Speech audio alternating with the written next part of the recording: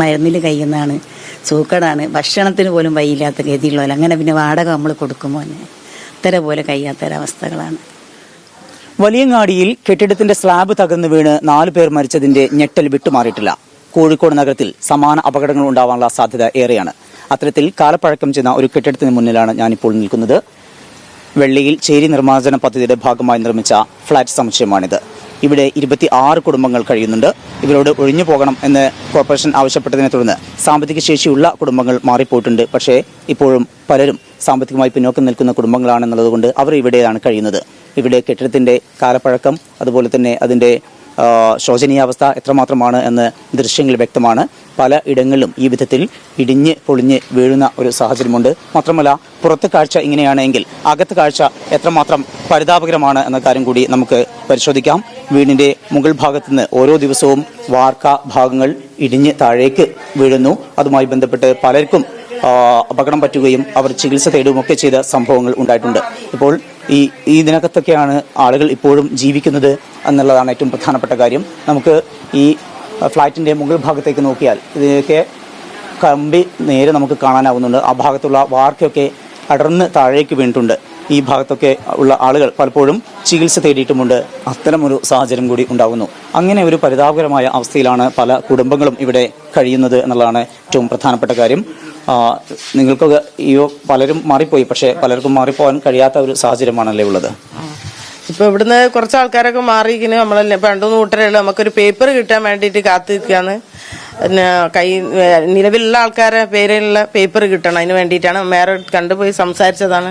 അപ്പൊ എത്രയും പെട്ടെന്ന് തരാന്ന് പറഞ്ഞത് ഇതുവരെ കൈമ കിട്ടിയില്ല. അത് കിട്ടിയാലേ നമ്മളിവിടെ പോകും. ബാക്കി എല്ലാവരും ഓരോ കുടുംബത്തിൽ ഓരോരുത്തരായിട്ടുള്ള എല്ലാവരും പോയിപ്പോ കുറഞ്ഞ ആൾക്കാരേ ഉള്ളൂ ഇവിടെ. 6 മാസത്തിലേറെയായി അവർ ഓണർഷിപ്പ് സർട്ടിഫിക്കറ്റ് തരാന്ന് പറയാന്നല്ലാതെ ഇതുവരെ കിട്ടിയില്ല. ഇനിയിപ്പോ എത്രയും പെട്ടെന്ന് തരൂന്ന് പറഞ്ഞിരിക്കണേ.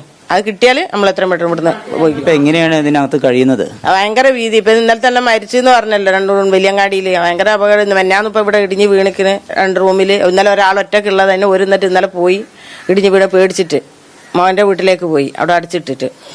അങ്ങനെയൊക്കെ നമുക്ക് പേപ്പർ കിട്ടിയാൽ നമ്മൾ എത്രയും പെട്ടെന്ന് ഇവിടുന്ന് ഇറങ്ങും. അതിന് കാത്തു നിൽക്കുന്നു. പേപ്പറിന് വേണ്ടിയിട്ടാണ്. നിലവിലുള്ള ആൾക്കാരുടെ പേരിലുള്ള പേപ്പർ വേണം. അതിന് വേണ്ടി ഓണർഷിപ്പിന് അതിനെ കാത്തു നിൽക്കുന്നത്. പലരും രോഗികളാണ്. അതുകൊണ്ട് തന്നെ ഇവിടം വിട്ടുപോകുക എന്നുള്ളതും വലിയ ബുദ്ധിമുട്ടാണ്. മാത്രമല്ല, മാറി നിൽക്കണമെങ്കിൽ വാടക ഉൾപ്പെടെയുള്ള വലിയ പ്രതിസന്ധിയുമുണ്ട്. ഇപ്പോൾ ഇങ്ങനെയാണ് കാര്യങ്ങൾ. എന്താണെന്ന് വെച്ചാൽ എൻ്റെ ഉമ്മ വെച്ചാൽ 102 വയസ്സായ ഒരാളാണ്. നന്ന പ്രായമായിട്ട് കിടക്കുക, രോഗിയാണ്. ഞാനൊരു രോഗിയാണ്, എൻ്റെ മോനൊരു രോഗിയാണ്. 3 പെൺകുട്ടികളാണ്. നമുക്കൊന്ന് വാടക കൊടുക്കാൻ യാതൊരു മാർഗ്ഗമില്ല.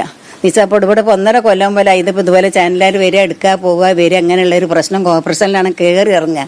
ഇന്ന് വരെ ഇതിനൊരു തീരുമാനം വന്ന് നമുക്കൊരു ഉറപ്പ് വരും നൽകിയിട്ടില്ല. എല്ലാവരും ഒഴിഞ്ഞു പോയി. കുറേ ആൾക്കാർ ഒരു 1-2 കൂട്ടർ ഒരു രേഖ കിട്ടാൻ വേണ്ടി കാത്തുക. ഒരു ഉറപ്പ് പോലും നൽകണ്ടേ നമുക്ക്? അത് ഇതുവരെ നൽകിയിട്ടില്ല. നൽകാണ്ട് നമ്മളെങ്ങനെ ഇവിടുന്ന് ഇറങ്ങിപ്പോവും? 1.5 കൊല്ലം കൊണ്ട് നമുക്ക് ശരിയാക്കി തരാമെന്ന് പറയുകയാണെങ്കിലും വെള്ളം നയിക്കാൻ പോലും കഴിയാത്ത ആളുകൾ, നയിച്ച് ജീവിക്കുന്ന ആളുകൾ, ഗതിയില്ലാത്ത ആളുകൾ എന്തെങ്കിലുമൊക്കെ ആയിട്ടൊന്ന് ചെയ്യാനുള്ള ഒരു പരിപാടി മോനെ കാര്യമായിട്ടൊന്ന് ഉത്സാഹിച്ച് നിങ്ങളെല്ലാവരും ഗവൺമെൻറ് എല്ലാം കൊടുത്ത് ചെയ്തു തരണം. ഇനി ഇവിടുന്ന് ഇങ്ങോട്ടും പറയും. എൻ്റെ അമ്മൻ്റെ കാൽമേൽ വീണിക്കണ്, തലയിൽ വീണിക്കണ്, തലയിൽ തൊപ്പിയിട്ട് അതിൻ്റെ ഉള്ളിൽ പണിയെടുത്തിക്കണ്. ഞങ്ങൾ അപ്പുറത്തെ റൂമിൽ എല്ലാവരും കാലിയായി പോയിക്കണ്. 24-26 റൂമിൽ ഇതിൽ പാകം ഒരു 2-3 കൂട്ടരാണ്. ഐറ്റിങ്ങൊക്കെ നമുക്കൊരു ഉറപ്പ് നമുക്ക് നൽകണ്ട. അതിനെക്കൊണ്ട് നമ്മൾ പിടിച്ച് നിർത്തിയതാണ്. എന്താ വേറെ വീട് നമുക്ക് കിട്ടൂല മോനെ. ഒരാളെ കൂടുതലൊക്കെ ഓരോരുത്തർ പോയി ഓരോരോ വാടകയൊക്കെ നമ്മളൊക്കെ നിൽക്കണത്. ഒരു കട്ടിലിടുന്ന കേപ്പ് സാധനമൊക്കെ നഷ്ടപ്പെടുത്തിയിട്ട് പോയി നിൽക്കുക.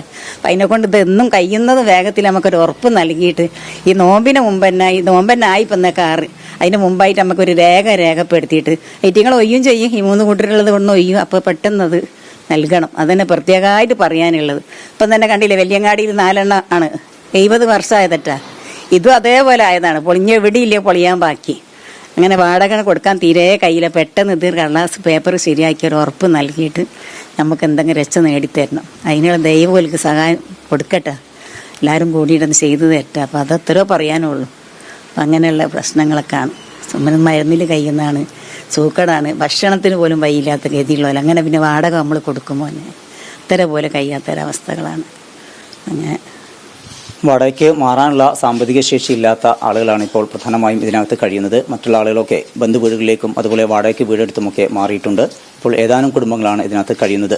എന്തായാലും വളരെയേറെ പരിതാപകരമായ അവസ്ഥയിലാണ് ഇവർ കഴിയുന്നത്. എപ്പോൾ വേണമെങ്കിലും വലിയൊരു അപകടം പതിയിരിപ്പുണ്ട് എന്നുള്ള ആ ഒരു ഭീതി അവർക്കൊക്കെ ഉണ്ട്. ഈ വിഷയത്തിൽ എന്തായാലും ഗൗരവമായി കോർപ്പറേഷൻ അധികാരികൾ ഇടപെടണം, വിഷയത്തിനൊരു പരിഹാരം ഉണ്ടാക്കണം എന്ന കാര്യമാണ് പ്രധാനമായും മുന്നോട്ട് വയ്ക്കുന്നത്. കോഴിക്കോട് നിന്ന് ജയ്സൽ ബാബുവിനൊപ്പം സമീർ സി മുഹമ്മദ്, മീഡിയ 1.